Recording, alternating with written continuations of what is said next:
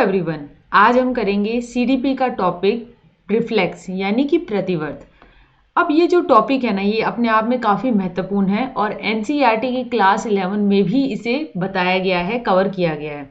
तो चलिए जानने की कोशिश करते हैं कि रिफ्लेक्स होता क्या है।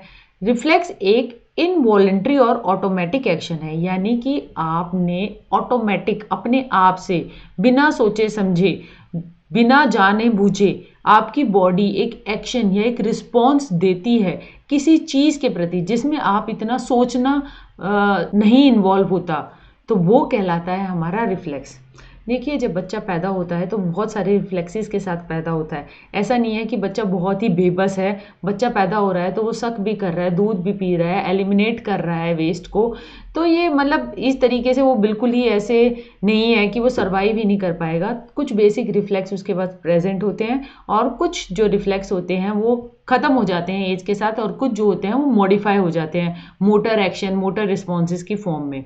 तो चलिए देखते हैं कि जब बच्चा पैदा होता है तो उसके पास कौन से रिफ्लेक्सेस प्रेजेंट होते हैं। ये एक लिस्ट है, आप देख सकते हैं कि बेबिंस्की, क्रॉलिंग यानी रेंगना, आई ब्लिंक पलक झपकाना, ग्रेस्पिंग पकड़ना, मोरो, रूटिंग, स्टेपिंग कदम बढ़ाना, आठवां सकिंग, ये कुछ रिफ्लेक्सेस होते हैं जब बच्चा पैदा होता है तो उसके पास प्रेजेंट होते हैं, यानी उसके पास होते हैं। तो चलिए इनको एक एक को डिटेल में समझने की कोशिश करते हैं। पहला है बेबिंस्की। बेबिंस्की का मतलब ये है, देखिए जैसे इस पिक्चर में देखिए कि आप बच्चे का पैर लेते हैं और उसका जो तलवा होता है ना, तो उसका जो पैर को अगर आप अंगूठे से प्रेस करते हैं तो पहले क्या होगा कि बच्चे की जो उंगलियां होंगी ना, जैसे पिक्चर 1 के अंदर देखिए, बाहर की ओर जाएंगी, ठीक है, और उसके बाद जो है वो कर्ल कर जाएंगी इनवर्ड। तो ये जो रिफ्लेक्स होता है ना, ये कहलाता है बेबिंस्की। ये डिसअपियर हो जाता है जब बच्चा 8 या 12 महीने का होता है, तो ये मतलब ये नहीं रहता। जो छोटा बच्चा होता है इससे वो इसको शो करता है 8 से छोटे महीने का, ठीक है। इसकी सिग्निफिकेंस क्या है, देखिए ये प्रेजेंट होती है बर्थ पे, जैसे मैंने आपको बताया, और ये नॉर्मल कोर्स है इसका डिक्लाइन करने का। ये बताता है कि सभी बच्चों में ये होता है कि जैसे जैसे मतलब 8 से 12 महीने में ये ख़त्म हो जाएगा, तो ये बता देता है कि नॉर्मल न्यूरोलॉजिकल कंडीशन है, यानी कि सामान्य न्यूरोलॉजिकल कंडीशन है, कोई बच्चे की कोई प्रॉब्लम नहीं है। क्योंकि ज़्यादातर बच्चों में देखा गया है कि ये जो 8 से 12 महीने में ख़त्म हो जाता है, अगर 8 से 12 में नहीं ख़त्म हो रहा है तो कुछ प्रॉब्लम है, और अगर नहीं और ख़त्म हो जाता है तो ये दिखाता है कि बेसिक इंडेक्स है कि नॉर्मल यानी कि सामान्य न्यूरोलॉजिकल डेवलपमेंट हो रही है बच्चे की। दूसरा है क्रॉलिंग यानी कि रेंगना। अब देखिए, जब बच्चे को पेट के बल रखा जाता है और प्रेशर अप्लाई किया जाता है, जो फीट होते हैं ना, यानी पैर जो होते हैं, बच्चे के आर्म्स और पैर एक रिदमिकली मूव करने लग जाते हैं। मतलब बच्चा को जैसे एक, आपने देखा होगा कि जैसे कीड़े को किसी को उल्टा कर दो तो वैसे हाथ पैर मारने से लग जाता है ना, तो उसी तरीके से क्रॉल करने की कोशिश करता है। तो वही जो है बच्चा जो है वो रेंगने की कोशिश करता है। ये डिसअपियर हो जाता है 3 से 4 महीने के अंदर, और पॉसिबली रीअपियर भी होता है। मतलब कहा जाता है कि 6 से 7वें महीने में ये कंपोनेंट बन के आता है वॉलंटरी क्रॉलिंग का। यानी जब हम कहते हैं ना कि बच्चा गुडलियाँ चलने लग जाता है, तो 6-7वें महीने में चलने लग जाता है। तो ये वही है कि 3 से 4 महीने में ये डिसअपियर हुआ, और उसके बाद 6 से 7वें में ये वॉलंटरी क्रॉलिंग के रूप में अपने आप को परिवर्तित कर लेता है। यानी कि जानबूझ के बच्चा जो है वो गुल्लियाँ चलने लग जाता है, उसमें ये चेंज हो जाता है। इसके सिग्निफिकेंस के बारे में कोई खास अनसर्टेनिटी है, कोई रिसर्च नहीं है। तो ये है हमारा दूसरे नंबर का क्रॉलिंग रिफ्लेक्स। तीसरा है आई ब्लिंक करना यानी पलक झपकाना। अब देखिए, ये जो रिफ्लेक्स है ना, ये बच्चे जब पैदा होता है जब उसमें प्रेजेंट होता है और ये ताउम्र चलता है। अब जब हमारे आंखों के ऊपर एकदम तेज लाइट आती है तो हमारी आंखें झपक जाती है ना, तो वही पलक झपकाना ये कहलाता है आई ब्लिंक करना।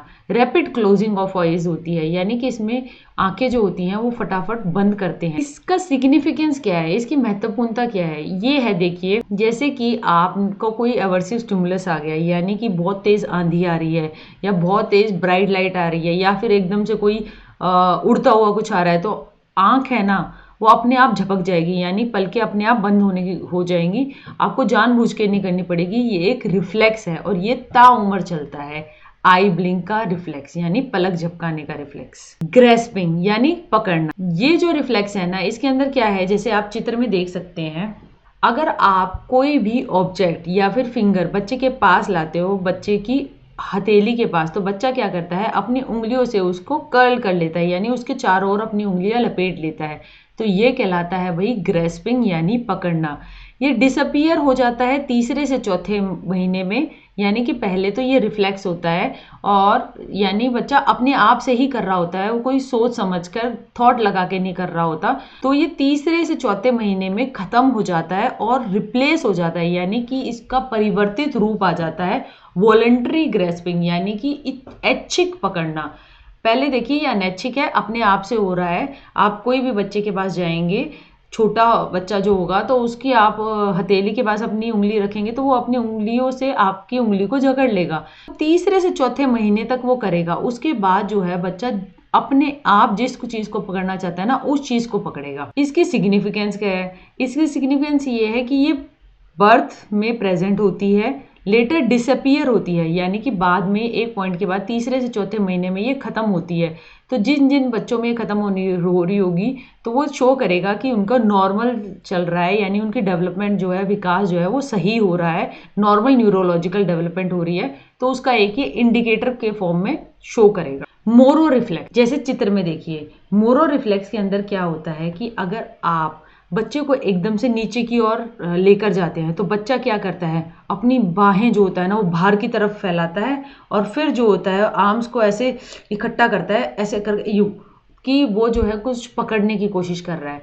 तो पहले फैलाना बाहों को और फिर एकदम से कर्ल इन करना, तो ये कहलाता है भाई मोरो रिफ्लेक्स। ये डिसअपियर हो जाता है, ये खत्म हो जाता है छठे से सातवें महीने में। मगर देखा गया है कि जब एकदम तेज आवाज आती है, तो एकदम से आप तेज आवाज आती हो तो आप ऐसे झटक जाते हो ना, वही है वो मोरो। ठीक है, तो तेज आवाज पे आप जो है वो स्टार्टल रिस्पॉन्स देना, वो कहलाता है और वो रहता है देखिए बड़े होने पर भी। तो वो मोरो रिफ्लेक्स है। इसके सिग्निफिकेंस के बारे में अभी डिस्प्यूटेड है कि ये प्रेजेंट तो होता है बर्थ में और लेटर डिसअपियर होता है। वो बेसिक साइन है एक नॉर्मल न्यूरोलॉजिकल डेवलपमेंट की, वही बात है। रूटिंग, रूटिंग रिफ्लेक्स है कि आप अगर बच्चे के गाल पे टच करते हो, तो बच्चा जो होता है ना, अपना हेड यानी अपना सिर उस तरफ ले जाता है जहां पर आपने टच किया होता है। अगर आपने सीधी तरफ ऐसे टच किया तो अपना ऐसे मुंह की तरफ ले जाएगा अपने को, अगर लेफ्ट की तरफ किया तो वो इस तरीके से ले जाएगा। ये डिसअपियर हो जाता है, खत्म हो जाता है तीसरे से चौथे महीने में। और ये सिग्निफिकेंट कंपोनेंट है नर्सिंग का। नर्सिंग का मतलब ये है कि बच्चा दूध पीने के लिए आवश्यक है कि मतलब वो उस तरीके से, अगर कोई निप्पल है या मदर की ब्रेस्ट है, तो वो उस तरफ अपना लिप्स और हेड उस तरफ लेकर जाए, तो वो कहलाता है वही रूटिंग। स्टेपिंग रिफ्लेक्स यानी कदम बढ़ाना। कदम है देखिए, जब बच्चा जो होता है उसको अपराइट आप खड़े करते हैं किसी फ्लैट सरफेस के ऊपर, तो बच्चा जो है वो रिदमिक लेग मूवमेंट बनाने की कोशिश करता है, यानी कि ऐसे लगता है कि चल रहा है। जैसे ऐसे बच्चे को पकड़ के जैसे आप चित्र में देखते हैं, तो ऐसे करते हैं ना कोशिश। अभी तो वो चलना तो 1 साल के लगभग चलता है, कोई थोड़ा जल्दी चल जाते हैं 9वें-10वें महीने में भी, मगर लगभग 1 साल तक, अपने पहले जन्मदिन तक ज़्यादातर बच्चे चल पड़ते हैं। ऊपर नीचे +- 2 मंथ आप लेके चल सकते हैं। डेवलपमेंटल कोर्स क्या है इसका? ये डिसअपियर हो जाता है फर्स्ट 2 मंथ्स में, बट कैन बी री इंस्टेटेड इन स्पेशल। देखिए इसका सिग्निफिकेंट डिस्प्यूटेड है। ये धीरे धीरे जो होता है ना, इस तरीके से करना, कदम बढ़ाना, ये माना गया है कि, कुछ ने तो माना है कि ये अल्टीमेटली आगे जाके वॉलंटरी वॉकिंग यानी कि ऐच्छिक चलना में परिवर्तित हो जाता है, कदम बढ़ाना। और कुछ ने जो है सिर्फ ये माना है कि ये एक तरीके से किकिंग मोशन है, यानी कि पैर मारना आगे की ओर, उस पे चर्चा की गई है। मगर अल्टीमेटली कदम बढ़ाना जो है वो एक रिफ्लेक्स होता है स्टार्टिंग में। अगर बच्चे को ऐसे सीधा पकड़ेंगे आप उसको पेट के बल, तो आपको ऐसा लगेगा कि वो अपने पैर की जो मूवमेंट कर रहा है ना, वो उस तरीके से कर रहा है जैसे चलते हैं। तो ये कहलाता है भाई स्टेपिंग रिफ्लेक्स। सकिंग रिफ्लेक्स, ये जो है ये काफ़ी प्रोमिनेंट है और काफ़ी आपने देखा भी होगा। इसको चूसना कहते हैं, कि बच्चे के मुंह के पास आप कोई भी चीज़ लेके जाते हो तो बच्चा जो है उसे अपने मुंह में ले लेता है। ठीक है, और जैसे अंगूठा चूसना, भाई स्टार्टिंग में जो होता है ना, डेवलपमेंटल कोर्स ये है कि वो डिसअपियर हो जाएगा ये, मगर रिप्लेस्ड हो जाएगा ये वॉलंटरी सकिंग से, यानी ऐच्छिक चूसने से। अगर बच्चे का फिर मन करेगा कि मैं लॉलीपॉप चूसूं, तो वो लॉलीपॉप चूसेगा। ऐसा नहीं कि वो ऐसे ही चूसे ही जा रहा है। तो ये रिफ्लेक्स जो होता है ना, सकिंग न्यूबॉर्न होता है, यानी कि स्टार्टिंग में तो रिफ्लेक्स होता है कि बच्चा अगर सक कर पा रहा है इसलिए तो वो अपने आप को उसको खाने पीने को, मतलब स्टार्टिंग में तो वो लिक्विड डाइट पे ही होता है, या तो मदर फीड करती है या फिर वो दूध वगैरह पीता है। तो अगर सकिंग रिफ्लेक्स प्रेजेंट है तभी तो वो अपने आप को सस्टेन और जीवित रख पा रहा है। तो सकिंग एक रिफ्लेक्स है। फिर धीरे धीरे वो रिप्लेस हो जाता है वॉलेंट्री सकिंग से, यानी ऐच्छिक चूसने से।